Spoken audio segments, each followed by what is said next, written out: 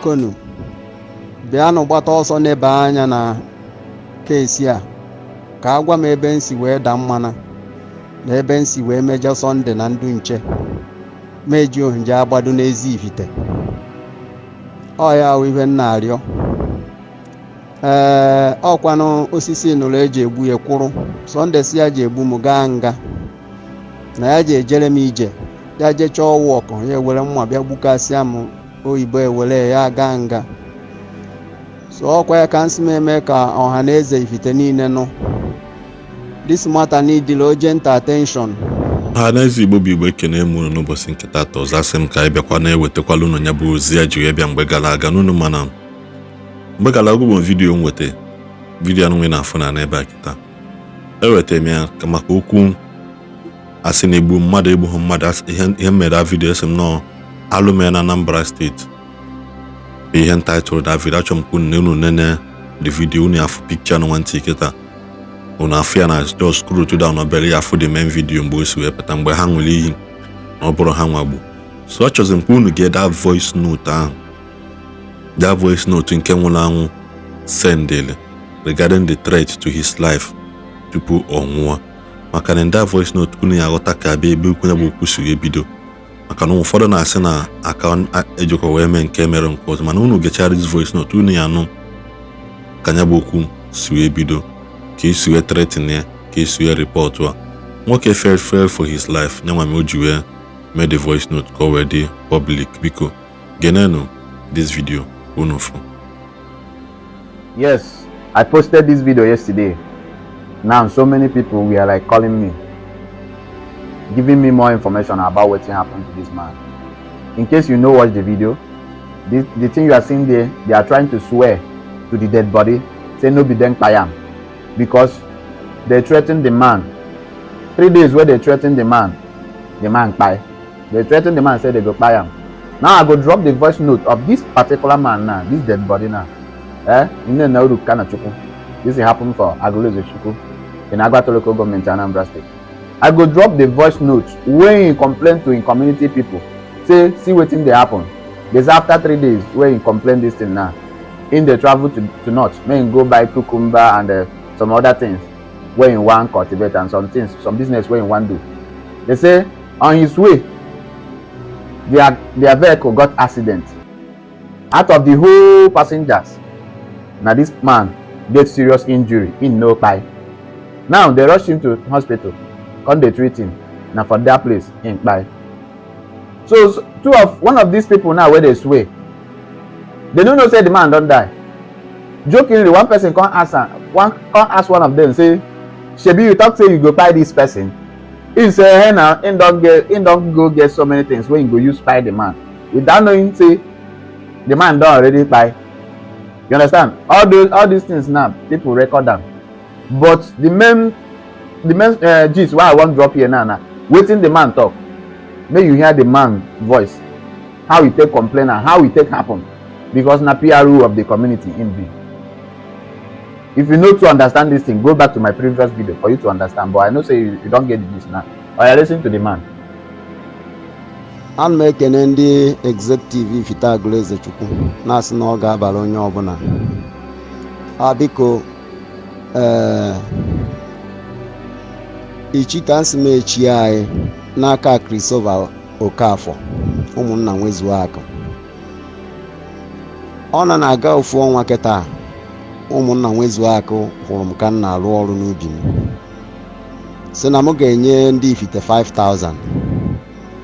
Ọ nọ n'enu machine si ya 5,000 gịnị ya kwụsị ya bịa kọwara m ọfụma 5,000 ihe ọwụ ya sị m mgbe olu na-ele m amara gbago ya rute ata somebody na-asụrụ m ana Christopher gbata ebe ahụ kwụsịba ya ọrụ ọ na-arụ si ebe nọ na mgbada gbagote sị Christopher gịnị imere ya sị ya enweghị ịgwa m ihe ọwụ na kama ihe a na-agwa m ọwụ na ya ga-egburiri m and na na-asụ ga-ata isi m na onweghị ihe ejeghị eme m na anana bido threaten ma m n'ihu onye na-alụrụ m ọrụ.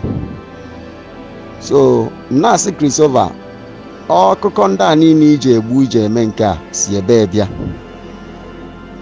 ya sị m hụ na-afụta n'ifite na-azọrọ nta na-azọrọ nke na-ekwu nke ji emenụ ka ya hụkwa ife ji eme ahafe iri n'uhe a na ọkwamohu usoro hụ ya ọrụ ụzụ Krisova ọ bụrụ na ọrụ ifite họrọ gụ ka ị na-arụ jee kpọọ ndị otu gogo na fa na-arụ ọrụ ka ụnụ bịa nene ebe m na-arụ ọrụ nna asụ ana ọ bụrụ na ana nna asụ megidere mkpebi ifite denove ekwuo n'ihu m anata m ego ifite kwesị dobere eji anata m ọgwa na vanenecha ya sọ emegide m ifite kwa na ọrụ m onwe m si ọwụkwa m na okwu ana ka ị na-ekwu ịfụtawagakwuo okwu ana ama m ana na ọgwụgwọ onwe ịsọ ọgụ onwe ije gbaa m akwụkwọ anyị kpewe ikpe becha ya n'ala gị iribe a na-afụọrọ ngụ na ana na nwoke mgbe nwu mmadụ ka m na-akọ ibe na ego bịa tata kịta na-afụ ọsụ m out of the land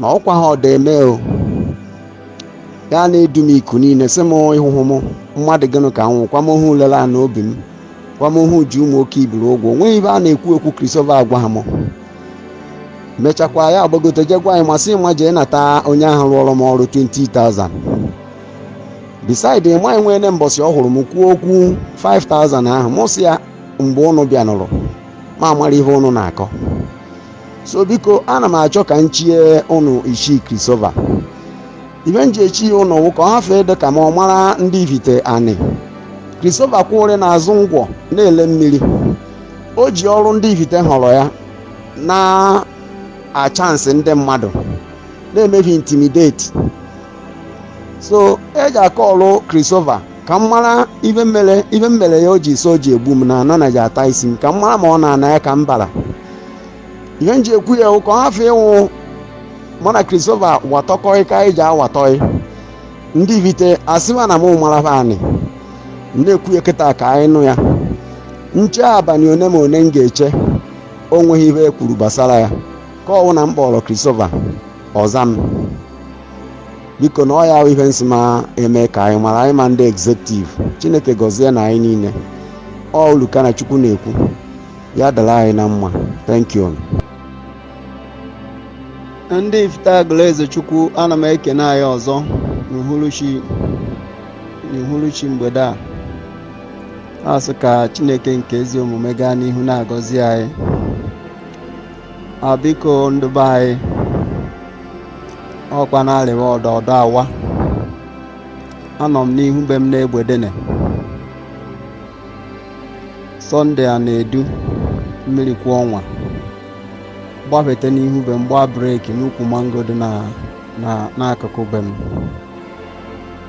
bido baba mba tụwa m aka sị m ya ji emechichicha m ibe ya ji ejere m ije ya jee okweghị ya egbuo m egbuo highest gọọmenti abịa were ya eje nga na onweghị ibe ya eje ha eme m ka ọ na-ekwu ya ka nwanne nwaanyị na-agbadata nwanne nwaanyị gbapụta na-asị ya gịnị na-eme ọkwa ha agwa ya anything ya abajuru ike ihe o ji eme gbadaa nwanne nwaanyị batazie ebe anyị sị m gịnị mere m osi ya nna onweghị ibe m na Sọnde na-akọ ebe na nnọ ka nnọ ya agbafete kwuwe ihe niile na ị na-anụ ọ na-ekwu nwanne nwaanyị sị m na ọ mụ na-achọ nụ ya m si ya ka ị ka m si achọ ya ya so nwere ihe asụ m kwugere na wee were bịa na shọpụ fa akpọ ya fa na-egere na ọ ya kpasuru ya iwe m si ya go na onwe ihe ndị ọhụva kwugere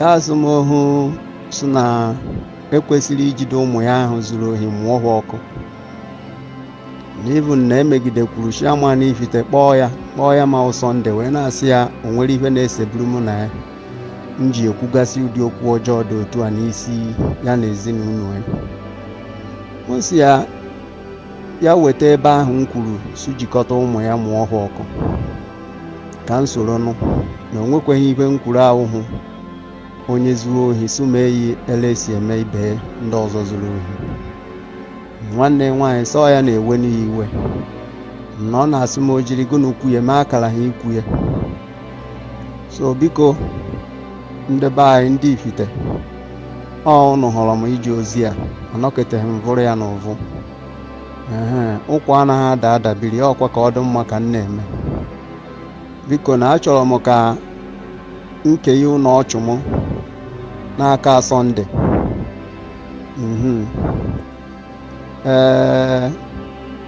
Weta ajụjụ soshiamanụ na-ajụ ya, ọ ya maka ha jetere be. Kama ihe m na-ekwu bụ, asị m emegodu ka unu mara ibe Sọnde bịara gwa m na ya ga-egbu m. So ka unu nụ ya otu o si kwu ya. Ọhụụ ka m vụri unu ibe a. Ndị nche si saịdị nke be na-aba na-eri afịfịa.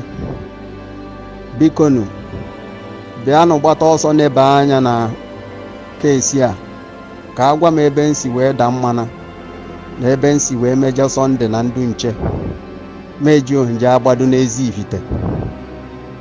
Ọ ya wụ ihe m na-arịọ. Ọkwanụ osisi nụrụ eji egbu ya kwụrụ.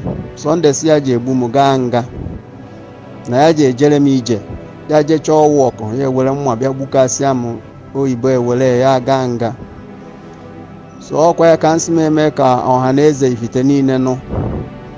This matter need urgent attention. Enwekweghị onye amaghị ihe o nwere ike ime were zọọ onwe. But asị m eburugodo ụzọ butere ụnụ ya ma ọhụụ. Ọzie na onweghị ihe unu menwuru. Already ama m na ndụmọdụ Chineke n'aka. Enweghị ihe mmadụ Chineke kere ga-emenwu m. So ọhụhụ na ọ na-amafu m ume, mana ihe dị mma ka a mara mee. So kpọọ ma ndị nche ma Sọnde ha bịa kọwara m ihe ọjọọ m mere ebe ji threaten my life. Ekene m onye bụ national Ili Igbo niile ma ama nke isi na-enecha vidiyo na nwana ya kaba arụ follow anyị online, kaba arụ subscribe na channel anyị, kabakwana arụ follow anyị na Facebook, subscribe ọla anyị na dị na YouTube, subscribe chegbela notification gị isola anyị na-enweta notification mgbe ọbụla postkwa vidiyo ọfụ. Nke kachasị mkpa, biko onwe ihe ọbụla ị chọrọ ikwu, biko ịkaba arụ ti ya na comment section. Anyị na-agụkwanụ kọmentị unu. Anyị enwenụ mgbe ọzọ. Igbo bụ Igbo.